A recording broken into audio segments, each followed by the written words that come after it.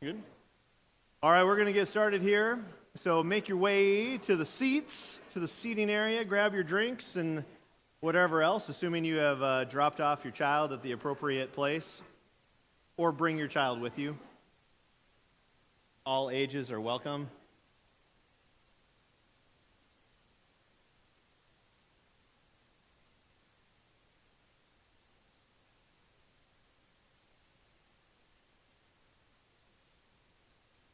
So we've been doing, for the last 4 weeks, we've been doing 4 weeks here on evangelism. So on Wednesday nights, we've been doing these kind of 4-week sessions and series, doing teachings on topics that help to support and reinforce a lot of the studies and the stuff that we do in the house churches. And this one, kind of building off of that Every Member Gospel Ministry study that we've done in the house church. We have some copies of over there on the table and things like that. And so this is our 4th and final week on evangelism. In April, George will be leading a forum here, though, on evangelism, too. So this is kind of a good prep for all of us to be thinking about evangelism and those types of things as we lead into that. So just to review, so we've done 3 weeks. The first week, if you weren't here for it, all of these are on YouTube, too, if you need to watch some stuff or listen to some of these things, too. The first week was really just all about the gospel itself. So we talked about the gospel a lot in that first week, what the gospel is, what the gospel isn't. Because, evangelism is sharing good news. So if you don't have the good news, right? And so that kind of idea of actually sharing good news, not good advice, right? That religion tends to be, Christians tend to give a lot of advice rather than good news. So being really the need then out of that first week, the big kind of admonition then from week 1 was, we all need to grow in our gospel fluency, right? We need to know the gospel, be able to speak the gospel to ourselves, speak the gospel to each other, understand the gospel in ways that we can articulate it, speak it into our culture, those types of things. But we got to become fluent in the gospel, not just the Bible, but the gospel. We got a little controversial in that first week on that, but that was, right, the gospel. Week 2, we talked about really this kind of mode of how we do evangelism now in our context, in our time, in our place, especially in a major urban setting, and with this kind of love of the city. Seeking the welfare of the city, this kind of model that we follow at Twin Cities Church and the model for our times. And that kind of big admonition then was really just that we need to get involved in the life of the city, right? If you're going to love the city, you're going to spend time in the city. If you're going to seek the welfare of that city, you're going to be involved in some aspects of the life of that community, the life of the city. That Christians are to be one of the greatest sources of good in a local city, in a place, right? Not sit back, but actually be involved and care for in the city itself. And then week 3, and so this last week we talked about, and Becky came up, and Becky's going to come up tonight too, we talked about the kind of more practical side of evangelism then. So it's one thing to be gospel fluent, it's one thing to be involved in the city, but then how do we actually do evangelism? And so we walked through, we had those steps that people take in coming to Christian. It's not just this one night, overnight thing, but this, you have to see it in context, you have to grow in your understanding of the gospel, recognizing that you need this, it could be true, all of those things to the kind of that aha moments of, I want this to be true, oh, I finally get it. It's a long road for that kind of development. And so the big takeaway from last week then is this push or the kind of need for us all to be able to develop relational integrity with people, right? Like, we're in it for the long haul, we're going to be present, we're going to engage, and we're going to invite into our own lives and be hospitable and show hospitality, radical hospitality to others, is really that means by which we get to know people. And it's not just that. And we talked about models and modes, of the kind of previous models of revivals or get people to hear good speaking and come to Jesus. But in the context where we are now, in the city and in the place we are, this is about relational integrity. It's loving people, being with people, showing people your life and the gospel, how it works in your own life, and engaging in the lives of others. All right, this week, it's all about challenges. The challenges to evangelism. Becky, you want to come up and... Yeah, you got to come up for the challenges. We thought, again, it'd be nice. Becky is back by popular demand after her appearance last week. Because it's nice. You get the kind of more philosophic or biblical perspectives often from George and I, but we were not the only members of the church, and we don't speak for everybody in the church. You got... Oh. No. No, this is part of the Q&A. All right. So we were kind of trying to, Becky and I were talking about this, and obviously we'll spend a lot of time, everybody else can share their own challenges to evangelism and what you think, how you overcome those, and advice. These are the big challenges I thought of was really, I think, one, we have fear. I think we're scared. That keeps me away from evangelism. At least it's just for my own self, and I think probably for all of us. I'm afraid at times. I feel like I don't have time to do this, or I don't have overlapping relationships. I don't have context to do it. I feel like overwhelmed at times by theological and political questions or topics. Like I don't know what I would say or how I would approach things, so I just won't. And I think a lack of dedication to prayer and being devoted to my neighbors, right? Like that's a real limiter. And that's kind of what we ended last week too, like the need for prayer was they brought up. I mean, it's a challenge. All right, so let's look at the first challenge. And Becky, you can weigh in. So I think the first one is evangelism is scary. And I think if we're all honest with ourselves, we've all been scared of doing evangelism, of sharing the gospel, or in being in people's lives, because it puts us in a place of weakness. It does. Like, it's good news, like you're sharing good news with someone, but they can reject it. And they can also reject you and think you're crazy. And so this fear then of like, I'm going to be thought of as a weirdo. All this integrity I've been building, I'm going to lose it now because, my neighbors are now my friends, but if they find out, or if I push, or if I ask this, all of a sudden they're no longer going to want to hang out with us. They're going to think I'm weird. I'm going to lose my influence now because I brought this up. Or I'm going to lose a position at work, or I'm going to just look weird. It's true. Those are risks with sharing the gospel and with being involved in people's lives. I think the gospel, though, strengthens us to love others because our identity is not rooted in my evangelism efforts. No matter how good or bad I am at this, it doesn't reflect who I am. And the gospel itself is not dependent on my efforts either. Whether someone rejects it or accepts it doesn't make the gospel less true or more true. The gospel is still the gospel. And like kind of going back to that last week, depending on where you're at that levels of things, you may reject it. It doesn't mean you're rejecting God forever. It doesn't mean you're not on the path. It just means this is where you are at this moment. Becky, so how do you talk about fear? When you think of fear in evangelism, what's your perspective of overcoming the fears? Well, I would say, I don't know that overcoming fear is one of my greatest strengths in life, but I think like anything, it's like myself being very rooted in the gospel and my own identity, right? If I feel rejected, right, it's the truth of my purpose and the truth of who I've been made into by Christ and that calling on my life. And I think ultimately, I just have to remember the purpose, like why I'm doing this. And it's not, like you said, it's not the gospel going out is not dependent on me, it's dependent on Christ. And my calling is to love my neighbors and to be present with them. And so I feel like anytime I have stepped out, I've never been rejected because most people are very open-minded, and I've built a relationship with them beforehand. I'm not going up to someone I have animosity with and saying this, right? This is someone that I've built a relationship with, and we have shared experiences and shared values. Even if it's not the gospel, we have other things we share. Have you thought, is there a context, or is there one of those where you feel like was the most scary? Or some of the relationships that we've had with neighbors or outsiders? I think actually it's with my family, who are not Christians. That's really fair. Because they're in my life whether I want them to be or not, or whether they want me to be or not, and I still have to see them. But many of them have gone through times when they need to hear truth, and so I think it's with my family actually more than with neighbors.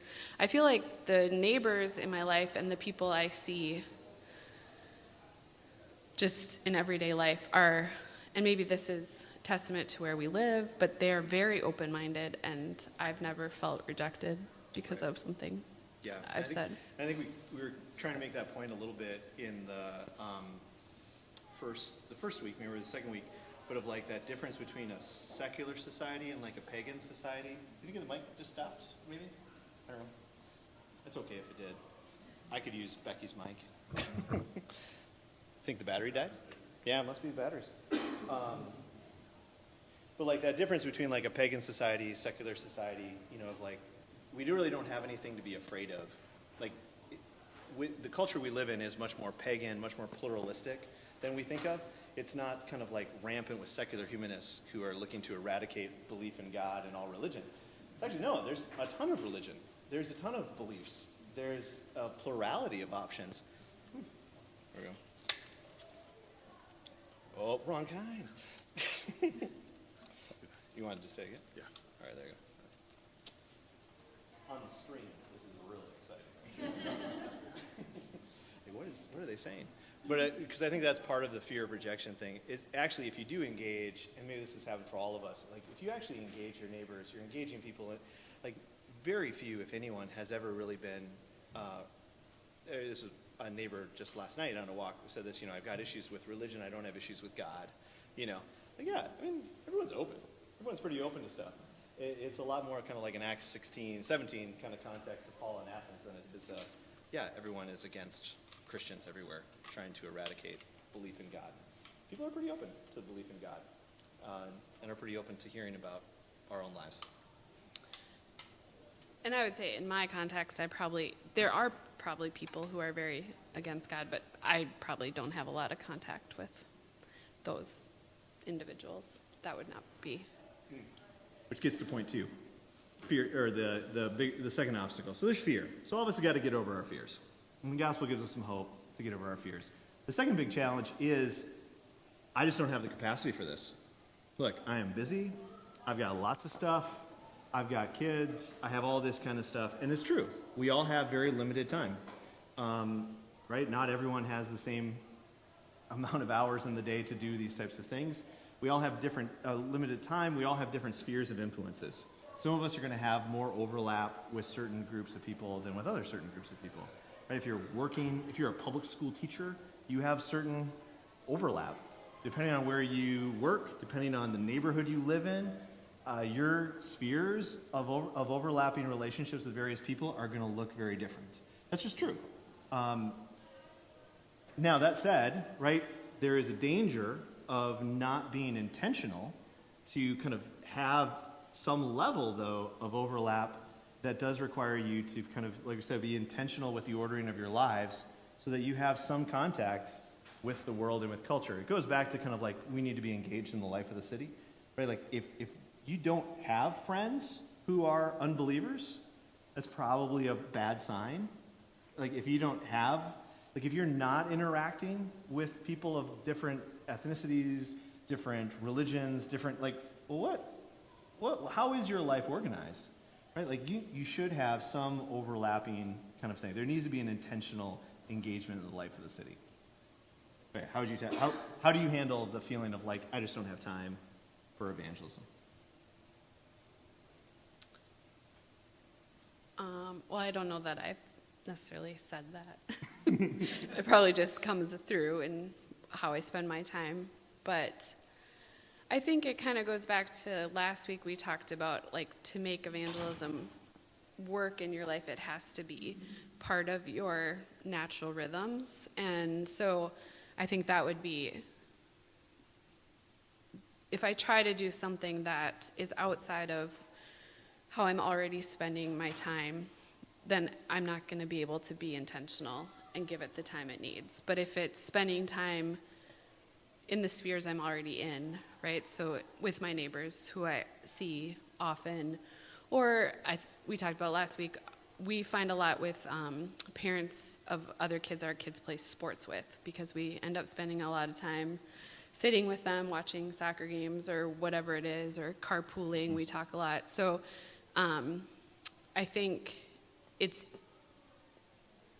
if we look outside our spheres, then it is really easy to say we don't have time and capacity, because You might actually not, but I think if we look into like our natural rhythms, where we work, where we shop, where we spend our time already in our children's schools, things like that, that I think that becomes possible then. Mm-hmm. Yeah, and doesn't feel overwhelming and impossible.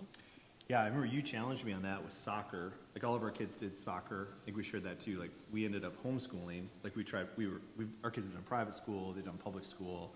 We ended up arriving at homeschooling just because it was kind of the best of the worst options we kind of were left with at one point. And like, let's just do it. Let's give it a shot. We'll homeschool. And we homeschooled, and it was good. But we decided that it would be good for the kids to be engaged. Like we're going to join a soccer club that was in our neighborhood, St. Paul Blackhawks. This like soccer club that was in the neighborhood then, and like have the kids all do soccer. And so we all did soccer. And I remember though, like being at games, and my natural tendencies are, like I'm not an extrovert, I'm actually an introvert, but I have extroverted gifts.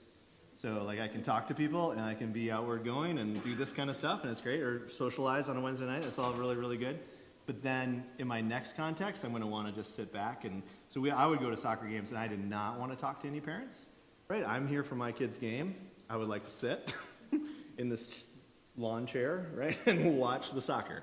And I think you really challenged me to or you said we need to get to know these other families that are on the sideline. And Becky really modeled that well. And you're not an extrovert either. What made you kind of do that? We didn't talk about this ahead of time. But how did you come to that realization that we should talk to the neighbors or talk to the parents?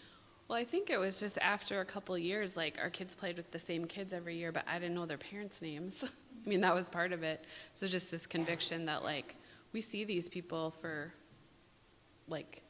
2 hours a week at least, right? That we should sit next to them and find out who they are and find out about them. And I think a lot of it has come out of carpooling, too. We actually need to carpool to manage the driving, and so that really has helped us to get to know the parents in our neighborhood. Right. So, because we do have multiple families who live in our neighborhood, and our kids have played soccer with them for many years now. And so, so then we start texting and sharing, information about each other, and they know we can't come to practice on Wednesday nights because we have church, and, so it just leads to more conversations too. Yeah, and you've really gotten to know a lot of these both of us have gotten to know a lot of these families in a very, very deep way. Yeah. Yeah. So I think that kind of idea of we all do have, so that freedom of we all should have, and probably do have, overlapping relationships in some context. It's just kind of opening up our eyes to see what overlapping or context we do have, and be intentional about engaging in that context that you find yourself. Mm-hmm. If you have young kids, if you have no kids, if you are single, if you are married, if it's work, if it's school, if your kids are in, we have these contexts. It does, though, take, and come back to that fear level, or just getting over our want of comfort, just I need to engage in this a little bit more. I could show up to this and actually talk to some people, even though I don't want to. Which kind of gets into question 3, I think, obstacle 3. And we can all share about this too. I think the other thing that gets scary about this, is I'm not very good at this. If I engage in the life of people, if I start talking to these neighbors, if I start talking to these other parents, I know we're not going to get along, or at least I know we're going to have really significant disagreements about things, right? Obviously, in all of these spheres, if it's same-sex marriage, if it's transgenderism, if it's just politics in general, if it's belief in God, it's just, because they're very upfront, and you see the dynamics, or even in the sports worlds, our kids have been in, if it's a transgender athlete, or a gay athlete, or parents, you're okay, well, I know if I engage this relationship at all, what will I do when they ask me, if they ask me, what I think about this? I don't think I'm going to have an answer to that. I'm not very good at this. All of that kind of stuff. And I think there is this fear then, and also a hesitancy to engage out of, look, I'm not a gifted evangelist. I'm going to let the evangelists do this work, and I really don't know what I would say when it comes to that kind of stuff. I think the admonition then to overcoming this is we really do all have to work on our ability to practice some empathy and understanding. This is something that really, as Christians, we need to be able to do. I think the big test is always this, being able to, can you articulate why this person or this family would hold the positions they do in a way they would agree with? If you can do that, then great. You understand them. If you can't, if the way you articulate their beliefs or their lifestyle or their decisions and why they do it is they wouldn't agree, then you don't understand them, right? You're not showing empathy. You don't actually understand their viewpoints or their position. Because the reality is, right, and going back to that intentional integrity piece from last week, we're not called to correct the behavior of our neighbors, right? That just isn't the thing that we're called to do. We're called to love our neighbors. We're called to be incarnationally present and involved and to engage with our neighbors and to love them and care for them. They will ask when they ask, whatever, who knows what they're going to, but we often go in with a very mindset of like correcting things, and I think a lot of it comes from, Becky, we brought this up on the walk the other day of like, we have a tendency, and maybe it's from the 90s, but of like the gospel is for people whose lives are out of order or who are messed up. They're the ones who need the gospel. And if I could just give them the gospel, then their lives will get better. Like, oh, I need to show you how much your life is a mess. And then I'll give you Jesus, and then your life is going to get stronger or better. This kind of position of like, Christians are strong. Christians have lives who are put together and mature. Non-believers are all a mess, and they all just need Jesus to get their lives together. And now, while it's very true, there are many people who have very disordered lives who the gospel and the church can give incredible guidance to, and they need that. That the opposite is also true. There are a lot of Christians who it feels like our lives are a mess, and we don't have it all under control. And there's a lot of non-Christians whose lives are incredibly ordered and great. Tim Keller writes this too. He urges every Christian to go live in the city for some stretch of their life, right? Because you will live with non-believers or believers of others' religions, and you will find out that they are better than you. They're nicer than you. They care for their family more than you. They're more moral than you. They're like, being a Christian doesn't mean you're a better person, right? And so we do have to have this humility in approaching our neighbors and just try to understand our neighbors and love them and care for them. Not just this viewpoint of like, man, they are all messed up and wrong. Everyone outside of Jesus who doesn't believe in Jesus is messed up and needs correction. And I'm going to get in there and, I don't know, kind of poke at those types of things. But versus having like a very long-term vision of being present in people's lives and actually kind of caring for them. Have you dealt with the fear of, and this is like family stuff too, like with very different, how do you interact with people who you have a difference of lifestyle or? Yeah, so I would say, right, like word gifts or just speaking about things would not be my natural tendency. So I think I've found the way it works for me to do it is through service. Like, even my family who is openly against Christianity, right, we still serve them and love them like we would anybody else in our family and our neighbors too. I have had people ask me specific questions about, controversial things, and I'll share my opinion, and sometimes I'll just say I don't know. Like, that was, I think, early on in the transgender stuff, somebody asked me about that, and I just said, I'm not really sure what I think is right and wrong, and I often share that, right, how the empathy part, right, like, that I empathize with people who are struggling with their identity and are unsure of where, especially this comes up a lot with kids in our lives. We have a few transgender kids in athletics with our kids, and so just being able to, you don't have to agree with them to be able to empathize that this is a hard situation for them, and I think that they feel that too. So, but I am very honest to say I'm not really sure sometimes, and but I think, yeah, for me it's probably more just it's not about talking. I don't necessarily talk things out. That's not how I would interact necessarily with a non-Christian, but just more in service and, loving the frustrating kid or inviting the neighbor that nobody wants invited, those kinds of things.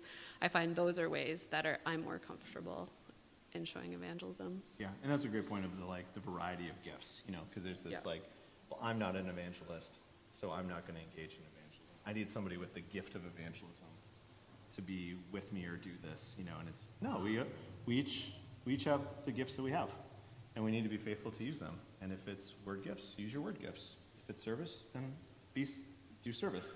Show hospitality. Care for people in the ways in which God has equipped you to care for people. Yeah. All right, and the final obstacle I think that often is hard for us, is a lack of, we're easily distracted. We're not very prayerful, and we're not very devoted. I just don't think about this all the time, right? Like, it's not front of mind. I'm not thinking about my opportunities with outsiders. I'm not thinking about my neighbors. I'm not praying for my neighbors. I'm not praying for the people in the city. I'm not praying for the people in my spheres. I just don't even think about them, actually, if I'm honest, until I get confronted with something. And they're like, oh, yeah, that's right. I should be praying for my neighbors. Oh, yeah, I should be showing up for them, or I should be doing these things. We're just inconsistent. And I think the reality is because, right, we all know our hearts. Our hearts get filled with all kinds of other loves. And my love of my neighbor goes pretty low on the list and gets, replaced by my love of comfort or my love of my family and my love of whatever. And those loves need to get reordered at times. And we get distracted and forget. So I think we all can grow in, and this is what Paul gives this admonition in Colossians and elsewhere as well, of just growing in a habit of prayer and devotion. Devotion meaning not like devotions, but devotion as in like being devoted to someone, devoted to something, right? We need to grow in our habits of prayerfulness and really showing up for people and showing up for the needs of people, being present, right? And it starts with the household of God, is what Paul says, right? Like there is a vehicle by which we are going to grow in these skills and gifts and grow in our devotion and our prayer and all these things. Like we do it by showing up for house church and by praying for our house church. And we grow in our abilities, and it grows and manifests itself towards outsiders as we grow in these things. You can't just, boom, jump out of the church and I'm more devoted to my neighbors. I'm more devoted to my neighbors and I pray for my neighbors more than I pray for the people in the church, or I'm devoted to the people in the church. Right? Like it has to come out of the church for it to kind of be able to come back into the church and all those things. But there is a habit, though, that needs to grow in this way, or a disciplinedness when it comes to prayer and showing devotion, both to outsiders and to insiders. Yeah. Becky, any thoughts on devotion and prayer? How have you done this over the years or grown in this? Well, the prayer part is always, right, that piece of being consistent and struggling with consistency in that sometimes. I think the devotion part, I think it's really helped our family that we view it, well, at least for Lawrence and I, like we do it together. So when I'm feeling like, well, I just don't really want to get together with anybody, I have Lawrence to say, well, remember, we committed to this, or, and we have that accountability with each other, as opposed to like, if it was just up to me, right, then I think it's harder to be intentional. So I think at times too, we include our house church. If there's really someone we think we need to reach out to, we ask them for prayer and include them in those efforts as well. So I think it's, right, including your family and your house church, that's been helpful for us with the devotion part, because, right, left to our own, right, all these challenges, right, it's easy to become distracted by other things. So without having that community, without having unity in the home around these things, and then without having a community with you too that's helping to push on these things, it's hard to do it. Yeah, I think so. Absolutely. But anyway, those are the objections, or not the objections, the obstacles that we thought of Anyone else want to add to this? I mean, are there other obstacles you think are really strong when it comes to evangelism that we can kind of bring out to the light? Are there comments or add-ons to the stuff that Becky and I have said tonight? Yeah, Lynn. When you were mentioning your family, Becky, I relate to that, and just was thinking about how exhaustion sometimes, or like lack of creativity, is hard. Like when I shared the gospel so many times, whatever, we hang out, a lot, and now years pass, and it's like, how do you share it again, and so I think that's been my prayer recently, is like, just help me be creative. I think part of it is like you're showing it with your life, that still after all these things have happened, that you're still walking with Jesus is a testimony. But it's hard to figure out how to use words when I feel like I've already said everything multiple times.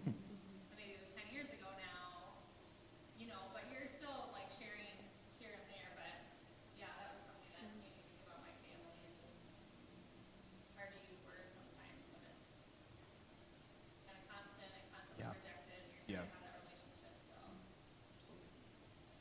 Can you speak to feeling exhausted with your family? Yeah, I mean, I understand that. I would say on my side of the family, there are no Christians, and I mean, my mom. Your cousin, I was saying, your cousin and your cousin's husband. They're pretty close. They may be Christian. Yeah, but it's very hard to watch them making really poor choices, and also to like my sister's husband is an atheist and like won't come to our house anymore. So like she comes with the kids to visit, but he won't come, and I think he likes to avoid me. yeah. I've been very nice to him. Yes, very nice. But it is hard. I mean, and these are like relationships we've had for 20 years now, So I think it is just this like really, the dependence on the Spirit, right? And prayer. And prayer, right? Right, we kind of minimize prayer and kind of overemphasize at times. Not that you are, Lynn, but I tend to overemphasize like the right words that I'm going to say and needing to come up with the right words, and I underemphasize just how important just praying. And like I may not be the one or ever the one who's going to give the words, but just really praying that God is going to work in their lives. Mm-hmm. But it's hard. Yeah, it's exhausting. Yeah, and we talked about last week too, like, I mean, sometimes, we can have someone in our lives for many, many, many years, and before they really fully come to know God, or we might be in for a small amount of time and somebody else steps in and helps them, Right. That, and think generationally, even like thinking for your family, right? Your mother was the first believer. Yeah.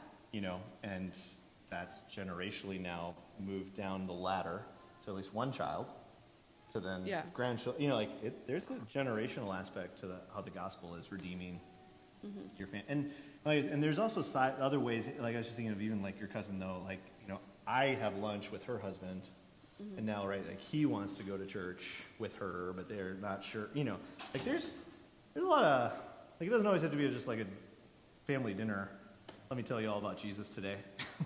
Like there may be a road for Tom, like also to come alongside, or like, oftentimes, there's a lot of different, I don't know, God has all these different ways of getting into people's lives. If God wants to get into their lives, he's going to get into their lives, and in ways we can't even imagine what it's going to look like.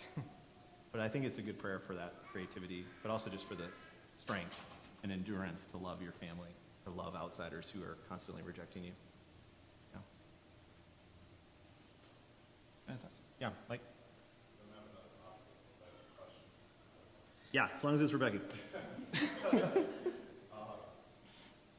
think like believers can initiate a discussion with believers about the gospel, or non-believers can ask the believers about something that leads to it. I don't know how to articulate the question, but like you said that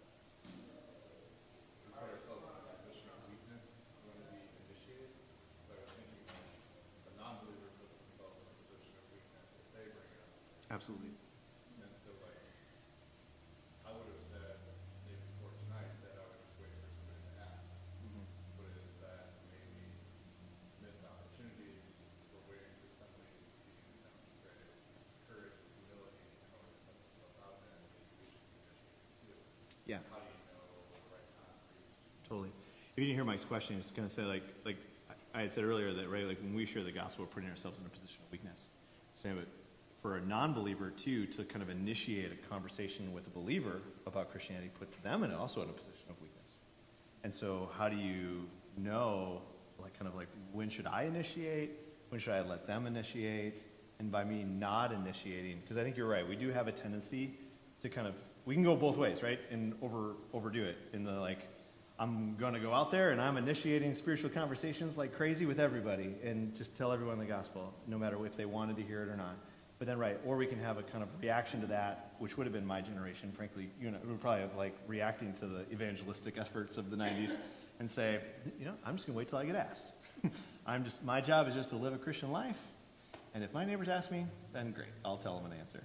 But that really puts them in a very hard spot, because it is a position of weakness for them too, to kind of step into that. And we've had neighbors talk about that too, of, you know, being scared to ask something, afraid that, right, we would reject them, right? Or we would be against this or against them because of their positions or because of their view. So no, I don't think there's a right answer necessarily to that, but I do think it is I think we need to, and kind of going back to that gospel fluency in, like, our life, like, I think we do need to be talking about the gospel all the time. I think that's different than maybe sharing the gospel. Like, you know, I was saying when you say, like, sharing the gospel, it sounds very kind of like, here, I'm going to share with you the road to heaven. But I think we need to be talking the gospel all the time. You know, I was on a walk with one neighbor the other day, and, you know, he was talking about politics and, you know, losing sleep over stuff. And, you know, I just started using the language of worship. It's like, it's amazing, yeah, how many people just worship politics. You know, and like, and he was, oh yeah, that's an interesting way of thinking about worshiping, yeah. And we just talk about worship, right? And I think there's ways in which you can, like, bring up stuff or just talk about stuff in ways that's not, like, you're not hitting people over the head with the gospel, but you're talking in a spiritual way. You're talking about topics. You're not shying away from stuff, right? You're not just, like, nodding along and waiting for them to specifically ask you a question. So, because no, I think you're absolutely right, Mike. If we just sit back, I think that's really unloving, especially depending on because we don't know the context of people or, like, their religious trauma. And it could be really frightening. I know, and I think that's true for a lot of people when they find out I'm a pastor. It's like, you know, instant of, like, oh boy, if they have religious trauma, this is going to be a long road to get them to trust me, you know, because it's hard. So I think we do have to kind of go out of our way to kind of open those doors to those conversations.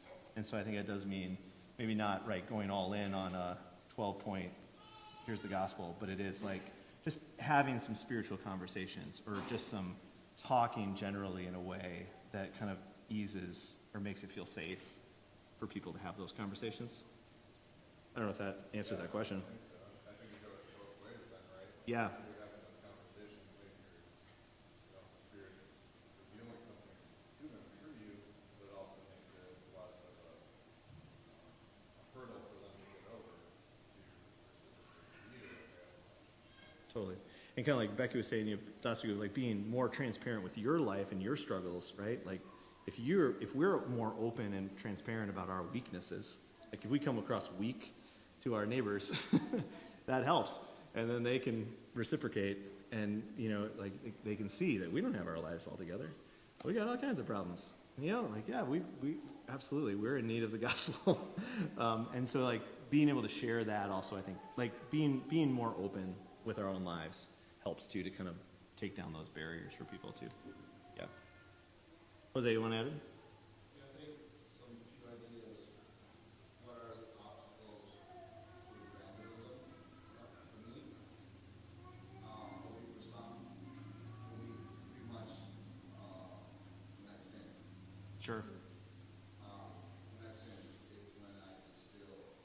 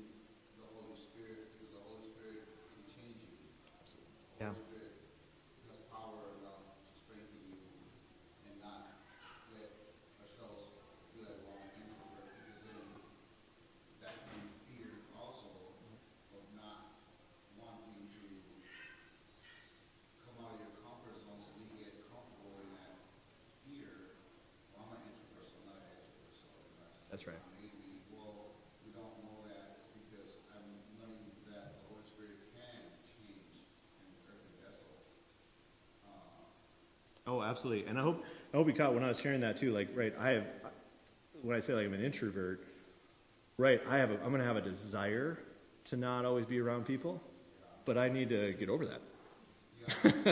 That's sinful. Like if I give into my flesh, that's sin, right? There's going to be times where I can't just avoid people. And to be faithful to Christ, I'm going to need to step out of that. Because you're right, like otherwise I'm just going to stay comfortable forever. You know, that's not where God's calling us. Yeah. Because I've been learning how to talk to people, socialize with them, and then I don't have to think about that. Just the way I'm conversating with them. Now, for some of us who are more outward focused, who do like to talk to people, some of us may need to spend a little more time in solitude with God. Yeah. And prayer and Bible study, you know? I've been learning a lot of times to stay silent. Yeah. To stay quiet. And just do both sides. Right. Talk with. Totally. There will be opportunities to do that, but the introvert, extrovert, if you're steered in that. Yeah.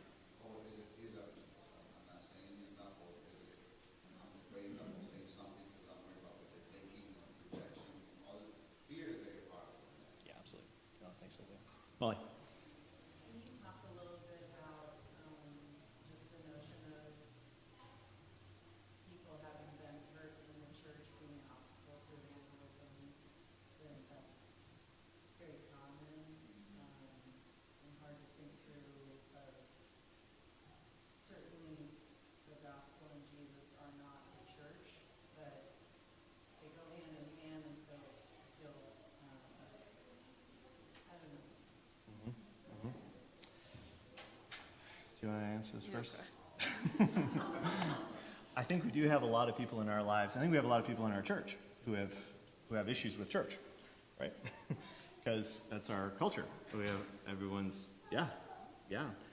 So I think that is one of the reasons why, right, we're so committed to this house church model, is because it does give us a vehicle by which, you know, we really do get to know people and people get to know us. And it's not as institutional, or it's less of that barrier to kind of come over, to step into someone's house is a little easier than to step into a church.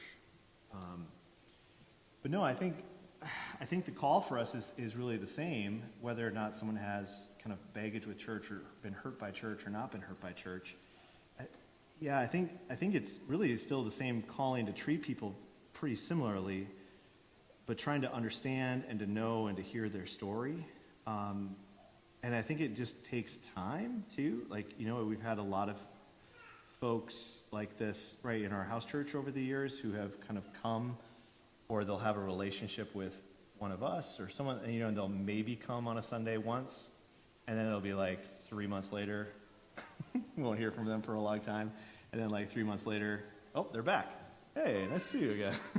Or like you're back in your relationships a little bit, or you see them a little bit more, you see them a little bit more, and then, you know, oh, they're back again. What's going on? You know, or like, you know, and I think just that kind of faithful, like having that faithful presence and openness for these folks to kind of test the waters is what's really, really helpful. Because I think if we're trying to invite someone who has all this trauma or past history, like, hey, you should come to our church, right? No way.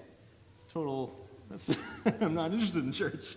I'm trying to think about what I think about God and Jesus, and I don't even know if I trust any religious people. So it's like trying to like establish trust. Like, you can trust me, you can trust us, and that takes a lot of time, I think, to develop trust. So I think it is just like starting like inviting into the house more and more, inviting to church things all the time. Whenever there's a church thing, you know, like we have one set of family or neighbors we've invited to all the kids' baptisms. You know, they're super close to us, but they would never come to a baptism. They always say they were going to come. They'd always say they were going to come, and then they always bail that morning and never came to a kid's baptism, right? Because, yeah, the wife's got all this trauma. Legitimate, messed up church trauma. And so any church things, like, I can't get myself to do it. But they've come, they didn't do that, but they have come to, what have they come to? The play at the church. Oh, they came to a play at a church. Our kids are in a play for their co-op at a church, and they came to that. And it was this huge, like, even, and she talked about it, like, wow, I can't believe I can't believe I sat in a church, for that long. That was incredible, And they've come here, like we've had them in the building before. They've helped out with some things before, So I think it is like just a really long road of like establishing that relational integrity, but trust, like trusting Jesus, trusting people, and not trying to push people into like, if you just get in to this church, if you just get into the right church, everything will be fine. I don't know. Does that answer your question, Molly? I don't know. I feel like I just rambled for too long on something else. Is that kind of helpful or not? Or is there a different thought you had on that? Yeah, I think it just feels hard when, we as a church, worldwide church, like our ugly side is, sometimes public, and it just feels embarrassing of like if we as fellow Christians can't, find unity and holiness together, what business do we have inviting other people to do? Yeah. Yeah. Oh, I get that. I think my always kind of feeling with that is like, yeah, show me an institution that has it together. Yeah. No one does. There's no there's no institution that has it together and that doesn't have this. Everyone's a mess. So it's like, and I think that helps me too to be like, I can just join in too. If like you want to bash religion, let's do it. You want to bash the church, let's do it. Sure, right? Like, yeah, there's a lot of churches the church has done terrible things. Yeah, that's terrible. Let's do it. Like religion is terrible and poisonous. Like, yes, it's true. None of that's the gospel, right? And that's why we believe the gospel. Because if the church was able to be perfect and great and never fail, we wouldn't need Jesus. We would have this perfect institution. But that's not God's plan. His plan is to use weak, imperfect people who keep sinning, like you said, and show his manifold wisdom through this imperfect, weak group of people who are in desperate need of forgiveness and grace and love. Yeah. Not strong and have our acts together. Yeah. Other thoughts, questions? George? Yeah, so Jesus said that when the world sees our love and unity together as a community, then they'll see the love of God. That's right. Oh, what do you mean? Well, just the role of community in our witness and our effectiveness. Yeah. Well, kind of like we were saying, like, I think this like showing devotion and love, right, starts in the household of God. Yeah. No, you want to love your neighbor, love your church. Right? Like if you're not loving your church, and you're not showing love and unity within your group or the people within God that he's given you, right? Yeah, your witness to the world is, yeah, it doesn't work. Is that kind of what you mean, George? Yeah. Not necessarily like Jesus isn't you're going to see our perfect structures and everyone's going to bow down and want to join our church because of our incredible ministries and how effective we are. But they're going to see our love. Yeah. Yeah, in the midst of our sin and our brokenness, they're going to see our love for each other and our devotion to each other. Ryan, then Walter. And I think, too, there's this, like, hopefulness that can be helpful. I think some of the stuff that you mentioned can be a good challenge to, I think, some of us that have been exposed to the evangelical world for a while, and, like, I think we're probably suspicious that it works, or that God works, and I think just the hopefulness that, Yeah, like, God can draw people and does draw people. he is. And Is drawing them. Right. Yeah. And so I think that hopefulness I think is a healthy challenge. And alongside being consistent, but obviously it comes from prayer and Yeah. continue to work on it. Yeah, no, totally. And I think, and I could be wrong, too, and maybe again, this is personality stuff, like Jose said, I got to watch out for those things too, but I tend to be pretty optimistic, and I tend to think of people as, like, they're Christians. They just don't know it, right? And, like, one day they're going to figure this out. And I hope I'm around for it, because it'll be great, but, like, Christ died for them. Like, whether they believe it or not, like, I would love to be able to be around when they figure this, when the shoe drops and they get it. Wow. I'm that loved by God. I'm part of his family. I've been forgiven and redeemed. That's awesome. Not I need to get you saved, right? Like, they have been saved, and I hope I get to be part of that, like revealing it to them and being around when they see it themselves. Yeah. Which I think is a more hopeful view, like a long view of people and less of a short view of people too. Walter, that's right. Sorry. Can you go to the first slide, Yeah. which was just the past 3 messages? Oh, yeah, the summary. Yeah. I was just, throughout your whole conversation, today, I just kept thinking, I love how you started with sharing the good news, not sharing the right words. Yeah, or good advice. Yeah. Good advice. That got me thinking, when a new Christian is saved, they may not know anything, and they're excited as heck to go tell everybody the good Yeah. news, and you don't need to know the right words. Nope. So when Paul says not to lose your first love, I think what he means is if we're living in repentance and feeling the relief every day of the actual relief from repentance and from God's grace, then that's where that energy comes from, is share the good news and be excited about it. And Absolutely.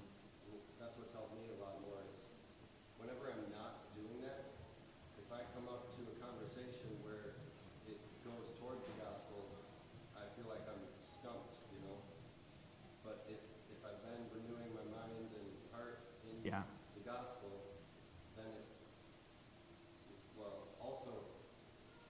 it also ties to asking questions and knowing people too. But you're right, it was a good Yeah. combo.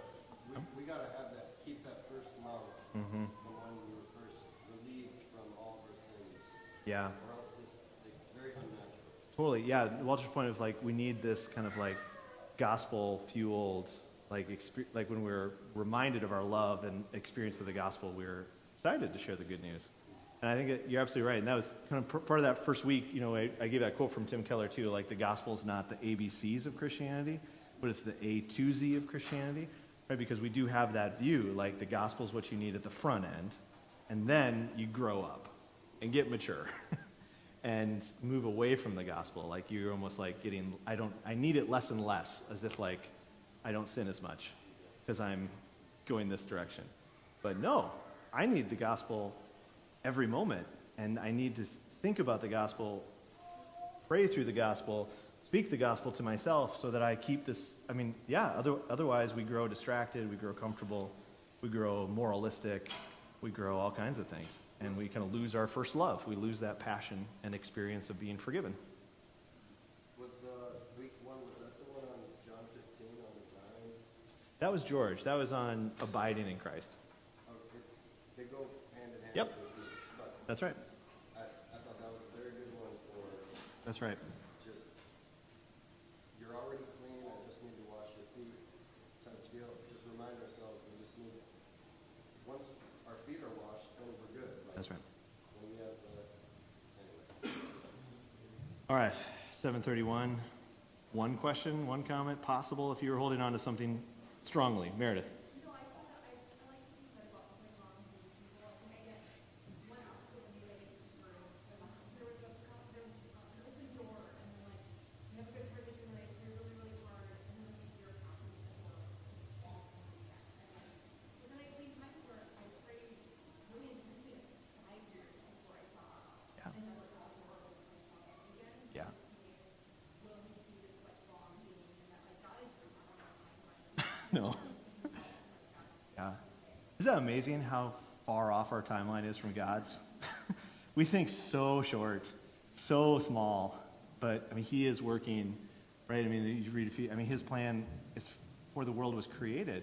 He's been unfolding this plan, and it's going to come to a conclusion, and it's going to be beautiful. God, who are we to think all of this has to happen in these short time frames? Absolutely. And I think that does help with the hope and the encouragement and the exhaustion with family, with relationships, just knowing like God is working, to be devoted and to be prayerful. All right, well, thank you everybody for hanging with us for these weeks on, evangelism. I think we're on a break next week? No, we have it next week. Break next week, and then community life will be the next topic. Yeah, so get excited. Don't forget to pick up your children.